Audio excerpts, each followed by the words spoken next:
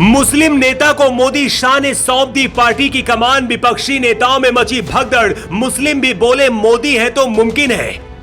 BJP बनी मुस्लिमों की पार्टी। 2024 से पहले पीएम मोदी का सबसे बड़ा दांव। पाकिस्तान में भी लगने लगे मोदी मोदी के नारे। मुस्लिम बोले आ गया भगवान, मोदी 2024 में लाएंगे तूफान। कौन है तारिक मंसूर, जिनका नाम सुनकर कोमा में चला गया विपक्ष। मोदी से नफरत करने वाले अगर इस रिपोर्ट को देख रहे हैं तो अभी छोड़कर चले जाएं, क्योंकि आगे जो हम आपको बताने जा रहे हैं उसे वो बर्दाश्त नहीं कर पाएंगे। 2024 लोकसभा चुनाव जीतने के लिए पूरा विपक्ष एक हो गया है। मोदी को हराने के लिए ही 18 जुलाई को नया गठबंधन इंडिया बनाया गया, लेकिन सिर्फ 10 दिन के अंदर ही पीएम मोदी ने इतना बड़ा दांव चल दिया है कि पूरा विपक्ष मोदी के मास्टर स्ट्रोक से हिल गया है।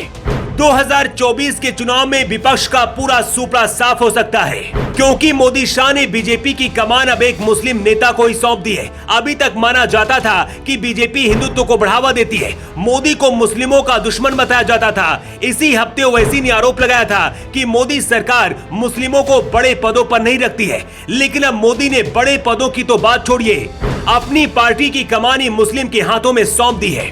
पीएम मोदी के इस फैसले की वजह से भारत से लेकर पाकिस्तान तक मोदी मोदी के नारे लगने लगे हैं। मुस्लिम खुद चिल्लाकर कह रहे हैं कि मोदी है तो मुमकिन है। मोदी शाह के आदेश के बाद जेपी नड्डा ने जिस तारिक मंसूर को पार्टी का राष्ट्रीय उपाध्यक्ष बनाया है, सबसे पहले उनके बारे में जान लीजिए।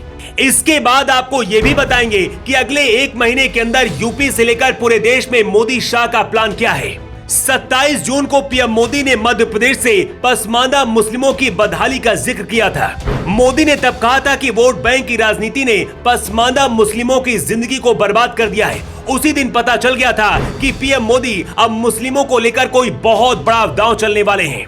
और अब तारिक मंसूर, जो कि खुद पसमानदा मुस्लिम है, उन्हें पार्टी में देश का राष्ट्रीय उपाध्यक्ष बीजेपी ने घोषित कर दिया है। भारतीय जनता पार्टी ने नए केंद्रीय पदाधिकारियों की लिस्ट जब जारी की, इस लिस्ट में चौंकाने वाला नाम डॉक्टर तारिक मंसूर का ही था। किसी को इस बात की उम्मीद नहीं थी कि एक मुस्लिम को मोदी शाह इतनी बड़ी जिम्मेदारी दे देंगे।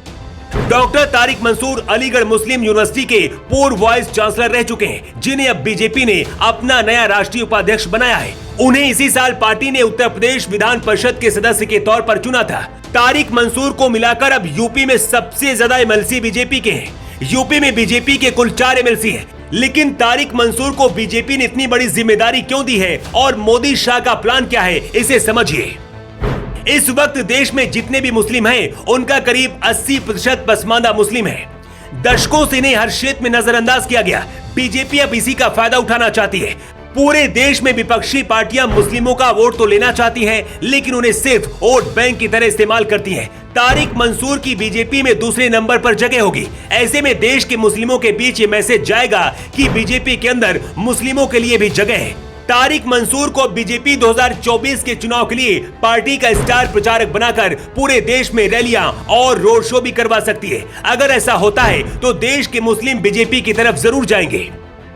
भारत में रहने वाले मुस्लिमों में 15% समण माने जाते हैं, वहीं बाकी 85% पसमानदा माने जाते हैं। मुस्लिम समाज में इनकी स्थिति बहुत खराब है। मुस्लिम समाज के उच्च वर्ग का नजरिया इनके प्रति अच्छा नहीं रहा है। पसमानदा मुस्लिम आर्थिक, सामाजिक और शैक्षणिक स्तर पर पिछड़े हुए हैं। तारिक मंसूर को राष्ट्रीय उपाध्यक्ष बनाकर बीजेपी ने जो दांव चला है, उसकी वजह से विपक्ष को लगता है कि अब सांप सूंघ गया है।